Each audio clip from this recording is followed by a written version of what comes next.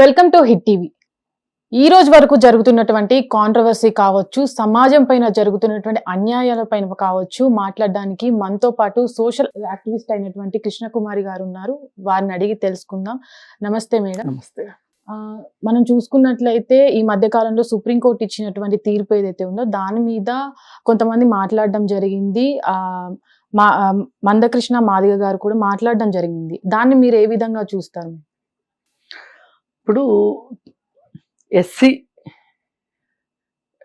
సామాజిక వర్గానికి చెందిన వాళ్ళు ఎవరైనా సరే క్రిస్టియానిటీని గనక ఆచరిస్తే వాళ్ళకి ఎస్సీ సామాజిక వర్గంలో పుట్టినందుకు గాను వచ్చే బెనిఫిట్స్ ఏవైతే ఉన్నాయో అవి ఉండవు అని చెప్పదలుచుకున్నారు వాళ్ళు. అంటే ఆ బెనిఫిట్స్ ఏముంటాయి? రిజర్వేషన్స్, చదువుల్లోనూ ఉద్యోగాల్లోనూ రిజర్వేషన్స్ అవి ఉండవు అని చెప్తున్నారు. అయితే ఇది రాజ్యాంగంలో మనకి ఇంకొకటి కూడా ఉంది. ఏంటి? మత స్వేచ్ఛ.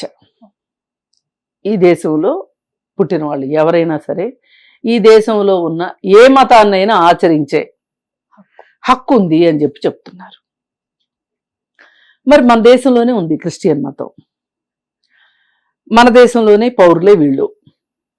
అలాంటప్పుడు వీళ్ళు మతం మారుతాము అంటే, ఆ మతాన్ని మేము ఆచరిస్తాము అంటే వీళ్ళకి వచ్చిన బాధ ఏంటి? అప్పుడు వాళ్ళకి స్వేచ్ఛ లేనట్టేగా, మత స్వేచ్ఛ లేనట్టేగా. అంటే మీరు ఏం చెప్పదలుచుకున్నారు?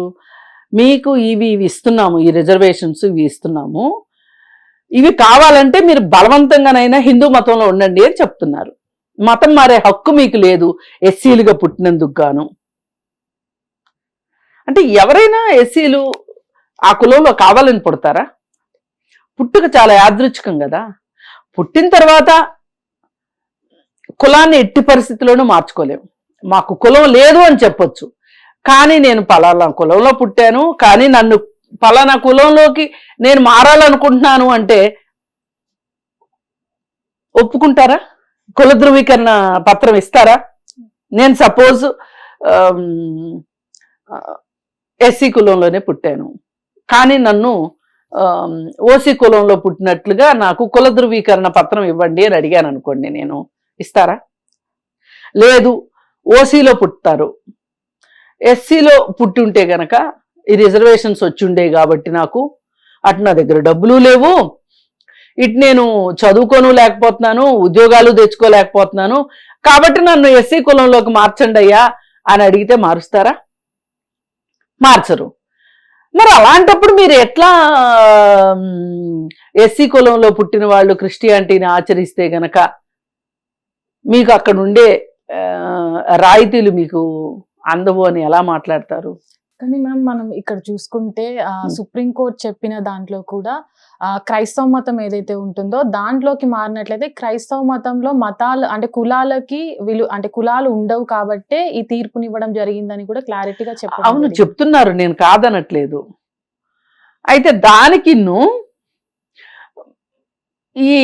ఇప్పుడు వాళ్ళు అక్కడ మారారే అనుకుందాం, పోనీ సపోజ్ వాళ్ళ ఇల్లు మారిపోద్దా వెంటనే? వాళ్ళ పరిసరాలు మారుతాయా? వాళ్ళ ఆదాయం మారుతుందా? బైబిల్ చదువుకున్నంత మాత్రం వాళ్ళకి ఏమైనా డిగ్రీలు వస్తాయా? వాటిని బట్టి ఉద్యోగాలు వస్తాయా? రావు కదా. అలాంటప్పుడు ఏంటి ఉపయోగం ఏంటి? అసలు రిజర్వేషన్స్ ఎందుకు ఉన్నాయి? ఎస్సీ ఎస్టీ సామాజిక వర్గాల్లో చాలా కులాలు ఉన్నాయి. ఈ రెండిట్లో ఈ చాలా కులాల పరిస్థితి ఏంటి అని అంటే, వాళ్ళు చాలా దారుణమైన ఆర్థిక పరిస్థితిలో ఉన్నారు. వాళ్ళకి భూమి లేదు, చదువు లేదు, ఉద్యోగం లేదు, సమాజంలో సామాజిక హోదా లేదు, వాళ్ళని హిందువులుగా పరిగణించట్లేదు, హిందూ గుళ్ళల్లోకి రానివ్వరు వాళ్ళని. ఇన్నున్నాయి వాళ్ళ కష్టాలు. సరే, గుడి సంగతి పక్కన పెట్టేసిన ఈ మిగతా 4 కోసం వాళ్ళ పరిస్థితుల నుంచి వాళ్ళు బయటికి వచ్చి ఈ రిజర్వేషన్స్ వల్ల వాళ్ళు ఒక సామాజిక హోదాలోకి రావాలి అనేది రిజర్వేషన్స్ యొక్క ముఖ్య ఉద్దేశం. ఇప్పుడు వీళ్ళు మతం ఒక్కటి మారినంత మాత్రం ఈ మిగతా 4 మారతాయా అని అడుగుతున్నా నేను. మారవు కదా. మరి ఈ మిగతా 4 సంగతి ఏంటి? కానీ సరే ఓకే, రిజర్వేషన్స్ కోసం వాళ్ళు హిందూ మతంలోనే ఉంటారు అనుకుందాం, ఓకే. మరి వాళ్ళ గుళ్ళల్లోకి రానివ్వట్లేదు, ఏంటి పరిస్థితి? దానికి ఎవరు ఇస్తారు హామీ? వాళ్ళకి సామాజిక హోదా ఇస్తారా? మరి గుళ్ళల్లోకి రానివ్వట్లేదని ఈ రోజుకి రిపోర్ట్ అవుతున్నాయి కదా. అంటే చట్టం దృష్టికి వెళ్ళట్లేదు అవి. ఇప్పుడు ఈ హైటెక్ సిటీ, గచ్చిబౌలి, ఈ నానక్రామ్గూడ, కాజాగూడ ఇవన్నీ చాలా గొప్ప ప్రాంతాలు కదా, అంటే బాగా అభివృద్ధి చెందిన ప్రాంతాలు కదా. ఇక్కడ కూడా కుల వివక్ష ఉంది. గుళ్ళల్లోకి ఎస్సీల్ని రానివ్వట్లేదు. ఇది వాస్తవం.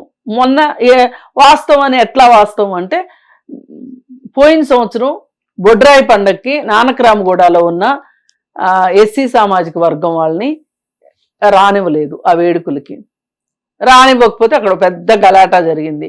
ఆ గలాటాలో పోలీస్ పికెట్ కూడా పెట్టాల్సి వచ్చింది.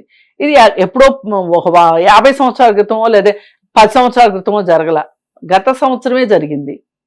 ఇంత సీసీ కెమెరాలు ఉంటాయి, ఇంత అభివృద్ధి చెందిన ప్రాంతంలోనే పరిస్థితి ఎలా ఉంటే అసలు పల్లెటూళ్ళలో పరిస్థితులు ఎలా ఉంటాయో అర్థం చేసుకోండి మీరు. కానీ ఇప్పటి వరకు ఇచ్చిన రిజర్వేషన్స్ ఏవైతే ఉన్నాయో దాని రిజర్వేషన్లతో పాటు షెడ్యూల్ కులాల వాళ్ళకి అటు ఎస్సీ ఎస్టీ అటాస్టిక్ కేసు అనేది కూడా ఒకటి ఉంటుంది మ్యామ్. దానిని బేస్ చేసుకొని ఎవరైతే క్రైస్తవ మతంలోకి మారుతారో చట్టపరంగా వాళ్ళకి అంటే కొన్ని చట్టాల్లో ఉన్నటువంటి అనుమతులను బట్టే వాళ్ళకి ఈ కేసులు పెట్టినది వర్తిస్తుంది అని కూడా దీనిలో చెప్పడం జరిగింది. అంటే దీన్ని మిస్యూజ్ చేస్తున్నారు అని కూడా చెప్పింది కోర్టు. అవునండి, అన్ని ఈ దేశంలో ఉన్న చట్టాలన్నీ మంచిగా ఉపయోగపడుతున్నాయి. ఒక్క ఎస్సీ ఎస్టీ అట్రాసిటీస్ చట్టం మాత్రమే మిస్యూజ్ అవుతుంది. 490(80A) ఒకటి మిస్యూజ్ అవుతుంది, ఇది ఒకటి మిస్యూజ్ అవుతుంది. ఈ 2 చట్టాలే మిస్యూజ్ అవుతున్నాయి, మిగతా ఏ చట్టం మిస్యూజ్ కావట్లా. వర్కట్ నిషేధ చట్టం ఉంది, డొమెస్టిక్ వైలెన్స్ ఉంది, ఇంకా చాలా చట్టాలు ఉన్నాయి కదా, అవన్నీ బాగున్నాయి. ఈ 2 అవి బాగా పనిచేస్తున్నాయి ఆ చట్టాలు. ఇవన్నీ కాదు, ఇది ఒక కుట్ర, వీళ్ళని హిందూ మతంలోనే ఉంచాలి అనేది ఒక కుట్ర. వాళ్ళకి చదువు రాకూడదు, వాళ్ళ వృత్తులు మాత్రమే చేసుకోవాలి. ఇప్పుడు సఫాయి కర్మచారిలు ఉన్నారు, అంటే పారిశుధ్య కార్మికులు ఉన్నారు.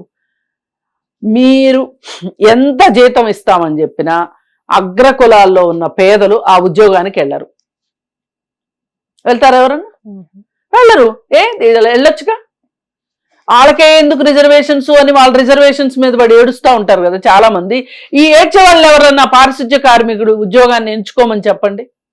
ఆ పారిశుద్ధ్య కార్మికుల్లో పనిచేసే వాళ్ళు కూడా ఈ షెడ్యూల్ కులాలకు చెందిన వాళ్ళే ఉంటారు. ఇప్పుడు రోడ్ల పక్కన చెత్త ఏరుకునే వాళ్ళు ఉంటారు, ఇప్పుడు మనకి కాలనీల్లో చెత్త సేకరణ చేసే వాళ్ళు ఉంటారు. వాళ్ళంతా ఏ కులస్తులు అనుకుంటున్నారు మీరు? కింద కులస్తు వాళ్ళే, అణగారిన కులాల వాళ్ళే. వాళ్ళకి రిజర్వేషన్స్ ఉన్నా ఈ రోజుకి రిజర్వేషన్స్ ఉపయోగించుకోవాలి అనే తెలివి లేక ఉపయోగించుకోక గవర్నమెంట్ ఇచ్చే చెత్త బండి తీసుకుని చెత్త సేకరించి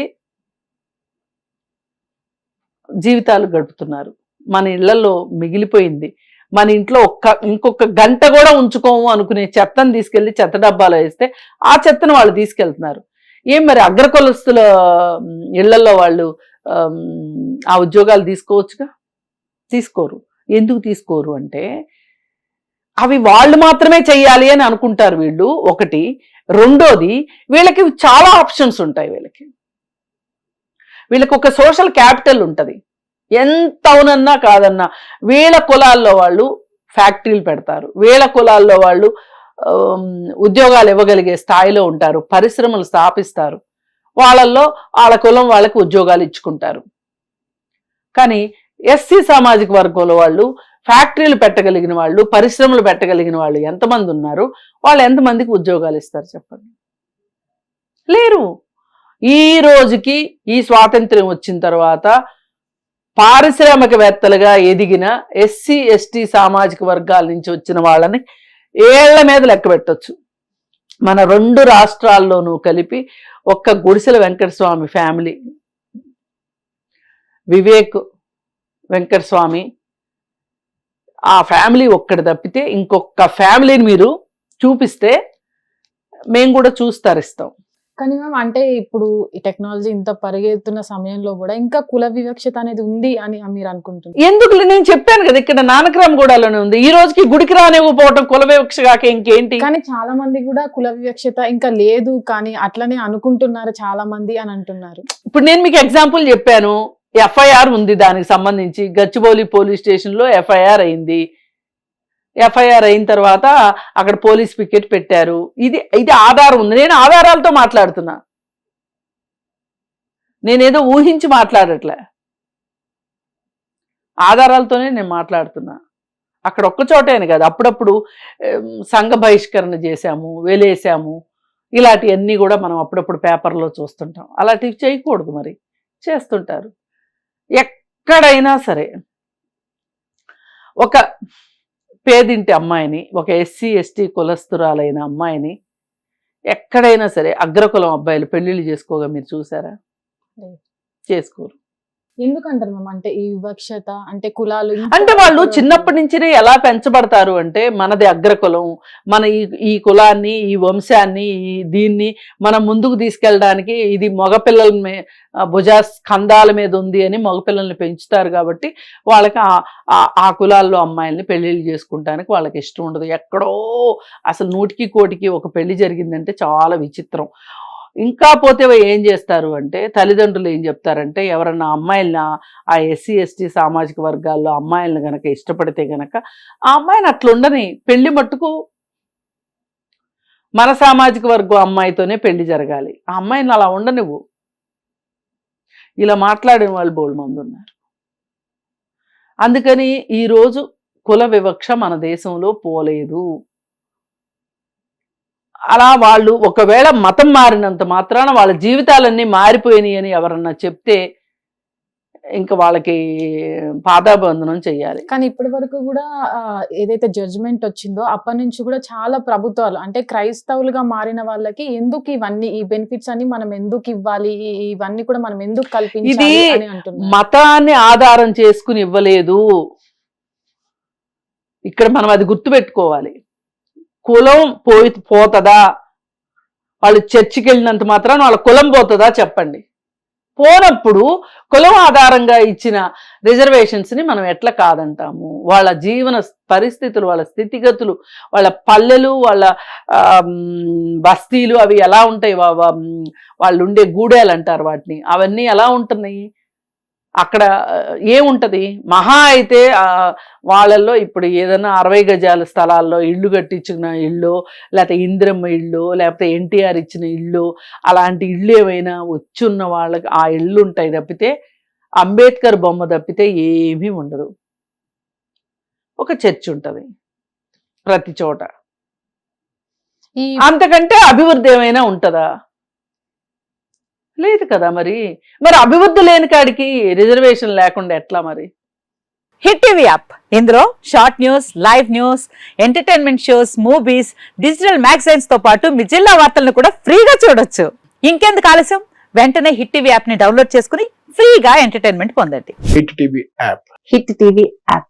please download hit TV app. Hit TV app ని ఫ్రీగా డౌన్లోడ్ చేసుకుని ఎంజాయ్ చేయండి. మీకు నచ్చిన ఎంటర్టైన్మెంట్ కోసం హిట్ టీవీ యాప్ ని ఫ్రీగా డౌన్లోడ్ చేసుకుని ఎంజాయ్ చేయండి. హిట్ టీవీ యాప్ ని డౌన్లోడ్ చేసుకుని ఆస్వాదించండి, ఆశీర్వదించండి. ఇంతమంది సెలబ్రిటీలు హిట్ టీవీ యాప్ ని డౌన్లోడ్ చేసుకోండి అని చెప్తున్నారంటే ఎంత మంచి యాప్ ఆలోచించండి. అమెరికా అమెరికా అమెరికా అమెరికాలో చదవాలనుకునే వాళ్ళకి విశ్వసనీయమైన పేరు మన శౌర్య కన్సల్టెన్సీ. UK లో 1 year masters, UK లో 1 year masters, 2 years work permit up to 5 years visa. Contact Saurya Consultancy. Contact 89851 89851.